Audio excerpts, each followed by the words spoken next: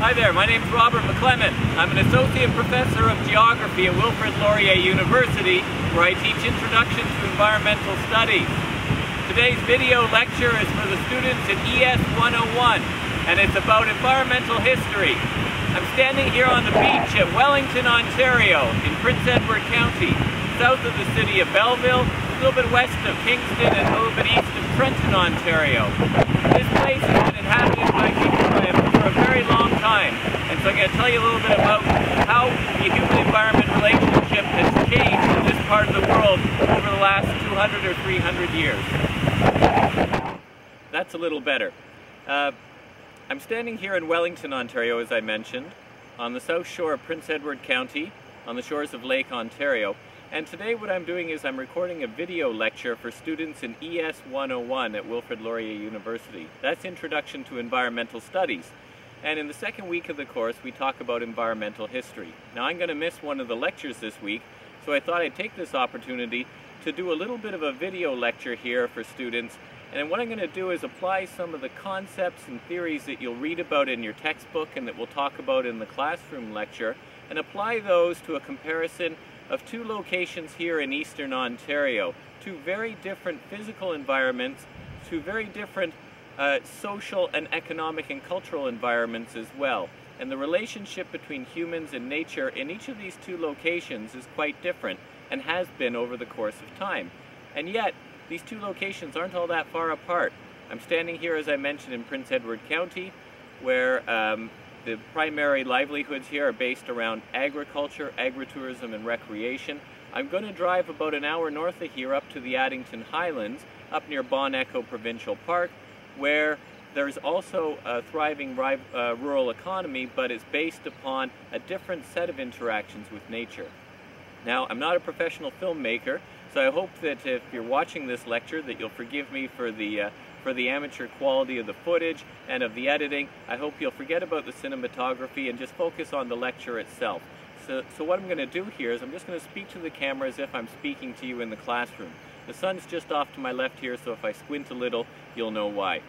So at the beginning of this video, I was standing out at Wellington Beach on Lake Ontario.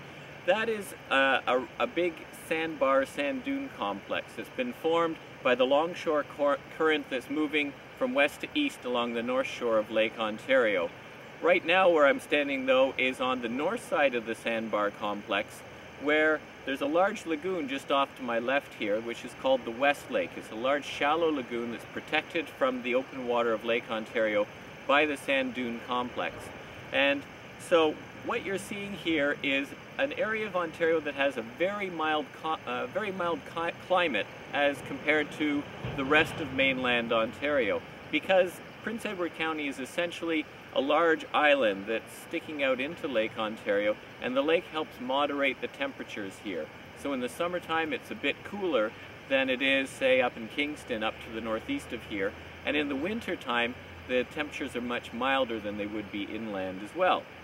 I should mention that this is also a popular stop for migratory birds that are crossing back and forward across Lake Ontario.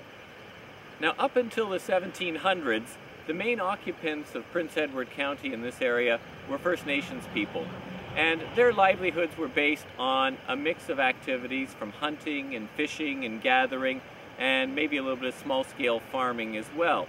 Now, how long they lived here, who's to say? Certainly thousands of years.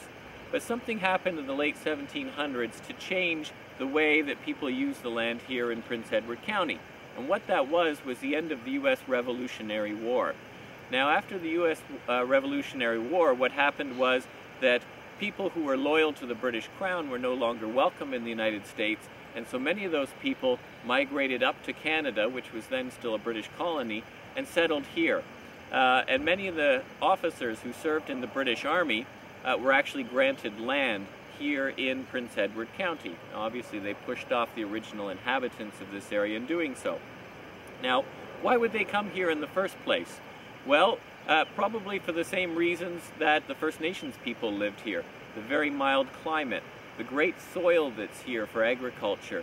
There's a vast array of fish resources around here as well. There would have been large forests as well in the county at that time, and it was relatively close to New York State. You'll have to remember in the late 1700s, most people got around by boat at that time, so they would have sailed up from New York State across Lake Ontario, which, if you're looking across Lake Ontario at night, you can actually see the lights of Rochester, New York from Wellington.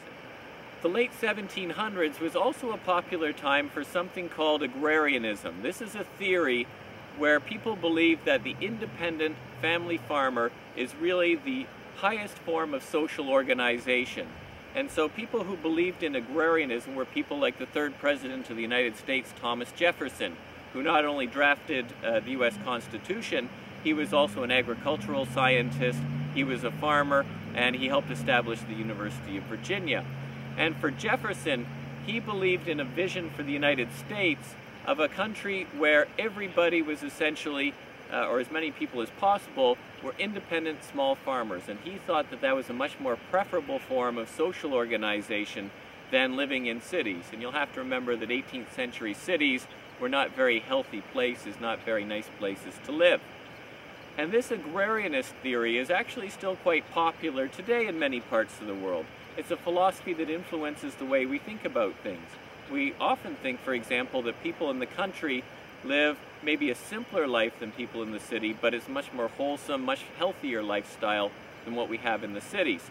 If you remember the children's tale, Town Mouse and Country Mouse, I don't know if your parents ever read that to you when you were a kid, but essentially the country mouse leads a very quiet, simple life with some good friends and a nice home.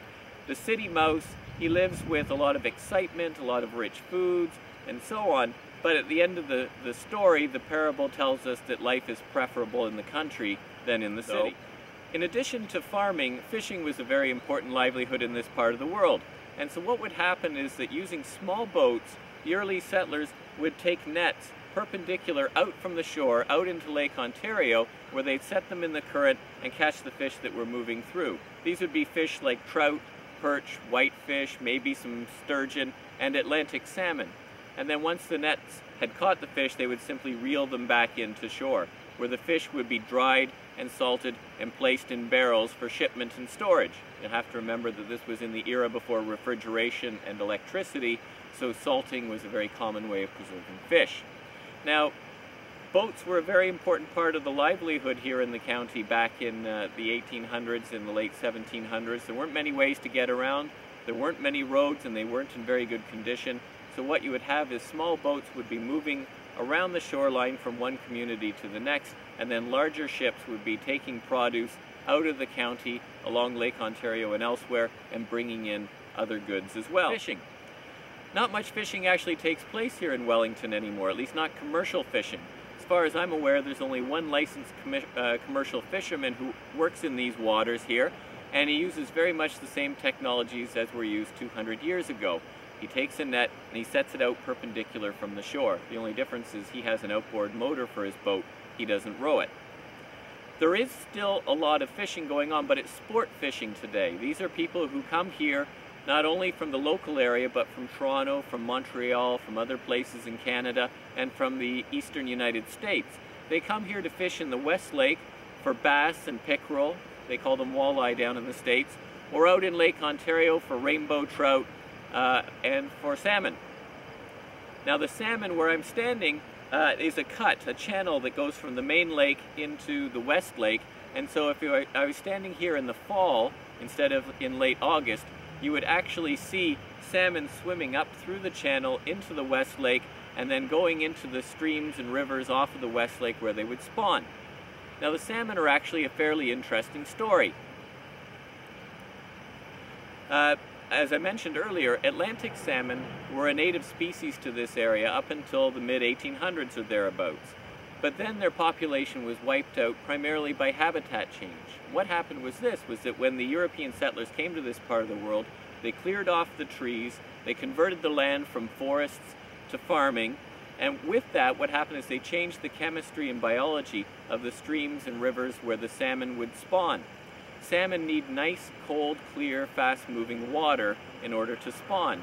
But by taking away the forests and replacing it with agriculture, what happened is that the rivers and streams became clouded with sediments, they warmed up because they weren't being shaded by trees, and so the habitat was less suitable for salmon. Plus, on top of that, the European settlers would put dams and weirs in the river that would interrupt the flow and prevent the salmon from moving upstream. So by the mid-1800s, maybe by the late 1800s, most of the salmon were gone from the Great Lakes. I was distracted there by a fish being pulled out of the river, or out of the channel by a bird. Anyhow, what happened though in the 1950s and 60s was that it was decided to try and reintroduce salmon to the Great Lakes. What they did though was they started with West Coast salmon, Pacific salmon species, like Chinook and king salmon and coho, and they successfully reintroduced those into the Great Lakes here. They also spent a lot of effort trying to rehabilitate some of the traditional spawning streams for the fish. That has started to create a thriving sport fishing industry for salmon in the Great Lakes, and more recently they focused on trying to restock and reintroduce Atlantic salmon, the traditional native species to this part of the world. One thing to think about though when you're eating salmon in this part of the country is that in the Great Lakes the salmon do accumulate fairly high levels of PCBs and mercury and other substances in their tissue, so you don't want to eat a lot of salmon because of the industrial contaminants that have been placed into the Great Lakes, particularly Lake Ontario, over the last 50 to 100 years.